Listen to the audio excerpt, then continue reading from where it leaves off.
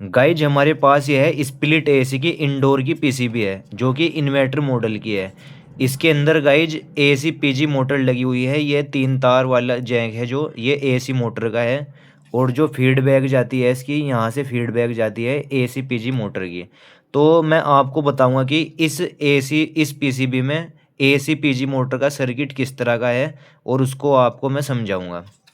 तो गाइज ये है सर्किट मैंने पहले ही बना के रखा हुआ हूँ। तो गाइज ये है हमारी मोटर है जिसकी दो वाइंडिंग है, एक स्टार्टिंग और एक रनिंग।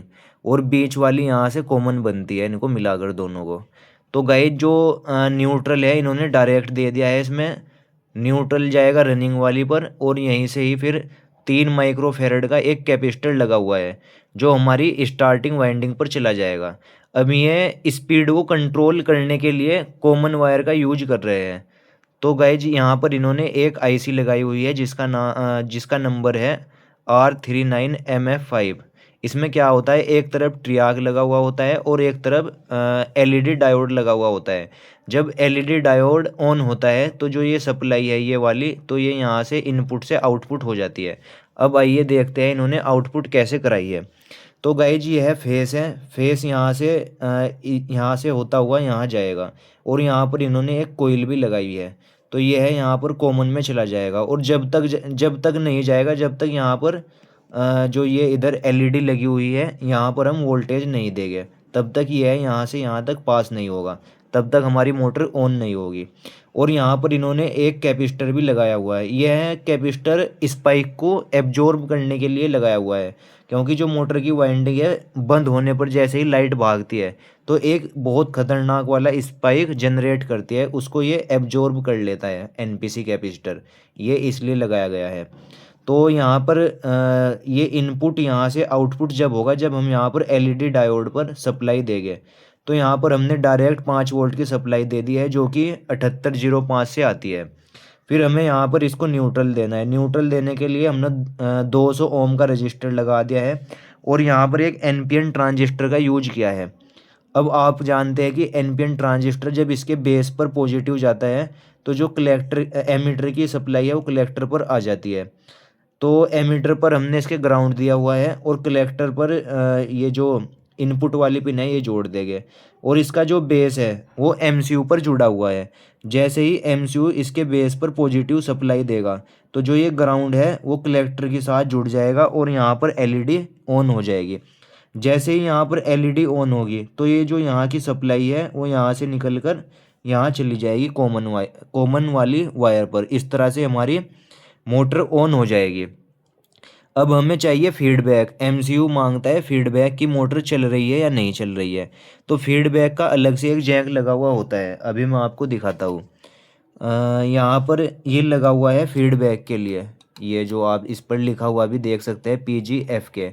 ये फीडबैक का ही है जो एमसीयू तक फीडबैक पहुँचाता है। इससे एमसीयू को पता चल जाता है कि मोटर चल रही है।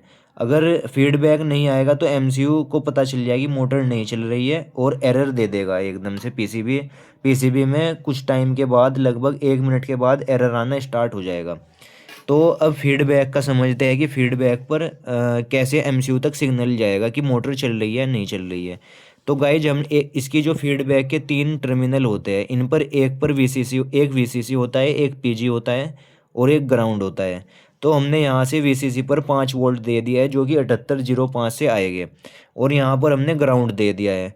अब यहाँ से जो फीडबैक आएगा जैसे ही मोटर घूमेगी तो इसके अंदर गाइज एक पीसीबी लगी हुई होती है मोटर के अंदर।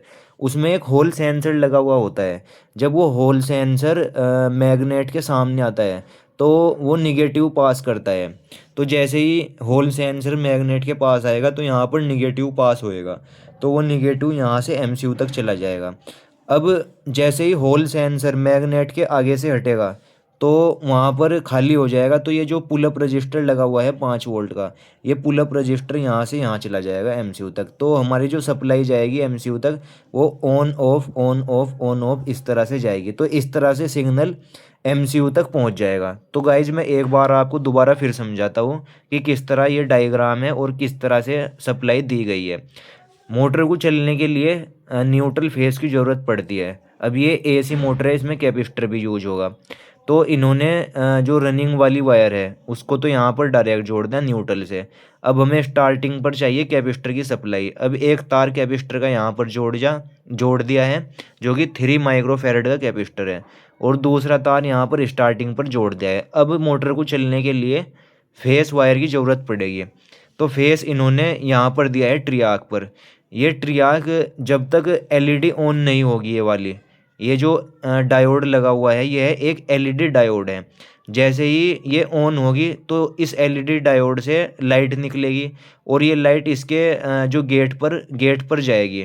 तो जैसे ही गेट पर लाइट पड़ेगी तो ये ट्रियाक ऑन हो जाएगा। जो सप्लाई यहाँ पर है वो यहाँ से यहाँ जाएगी। तो जैसे ही फेस यहाँ से यहाँ आएगा, फिर हमारा फेस कोइल पर जाएगा, कोइल से होते हुए यह कॉमन पर चला जाएगा। अब इसको ऑन करने के लिए जो ये ट्रियाक लगा हुआ है, तो ये एलईडी डायोड है, इसको ऑन करना पड़ेगा। तो एलईडी डायोड के एनोड पर हमने पॉजिटिव वोल्टेज दे दिया है 5 वोल्ट, जो कि 7805 से डायरेक्ट जाते हैं। अब इसको चाहिए निगेटिव। निगेटिव के लिए हमने यहाँ पर एक ट्रांजिस्टर का यूज किया है, जो कि एनपीएन है। आप एनपीएन ट्रांजिस्टर के बारे में जानते हैं कि बेस पर हमेशा पॉजिटिव जाता है। जब बेस पर पॉजिटिव जाता है तो जो एमीटर और कलेक्टर की सप्लाई है वो आपस में जुड़ जाती है। तो एमीटर पर हमने एनपीएन के हमेशा या तो निगेटिव आता है या फिर पॉजिटिव आउटपुट होता है। तो यहाँ पर निगेटिव दिया हुआ है, और कलेक्टर इसके जो कैथोड है उससे जुड़ गया है।